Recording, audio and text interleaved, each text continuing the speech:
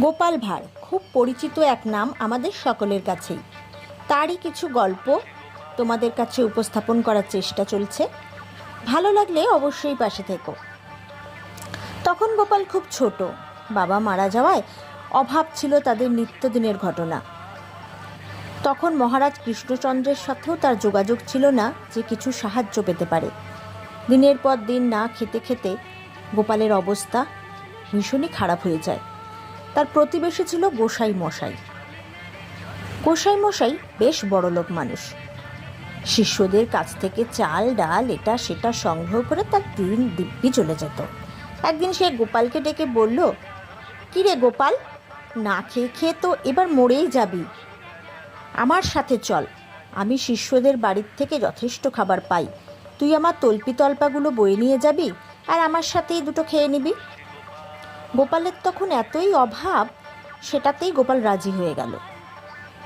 গোসাই মশাই রোজই কোনো না কোনো শিষ্যদের বাড়িতে যান, সেখান থেকেই তার অন্ন জুটে যায়, সাথে গোপালও কিছুটা ভাগ পায়। কিন্তু গোপাল রোজই দেখে গোসাই মহাশয়ের থালাতে বেশ কিছু মিষ্টি থাকে, কিন্তু গোপালের থালায় থাকে কয়েকটা বোঁদে। রোজ দিন এটা দেখতে দেখতে গোপালের বিরক্ত লেগে গেল, খেতেও ইচ্ছা করে ভালো মিষ্টি। একদিন শিষ্যদের বাড়িতে গিয়ে গোসাই মশাই চাল ডাল সব কিছুর জন্য অনুরোধ জানায়, শিষ্যরা তা জোগাড়ও করে দেয়। বাড়িতে এসে দুটো থালায় রান্না করে সেই রান্না ব্যঞ্জনাদি বাদবাকি সব কিছু সুন্দর করে সাজিয়ে গোসাই মশাই স্নানে যান। গোপালের মধ্যে দেখে গোসাই মশাইয়ের থালায় দুটো বড় ক্ষীরের সন্দেশ, এক বাটি পায়েস, সাথে দই, আর তার থালায় একটা দানাদার।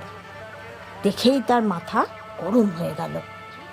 যেই না গোসাই মশাই স্নান থেকে বেরিয়ে ঘরের দিকে আসছেন, গোপাল করল কি, দুটো থালায় ছুঁয়ে দিয়ে বলল, "নিন গোসাই মশাই, আপনি কোনটায় বসবেন আর আমি কোনটায় বসবো বলুন।"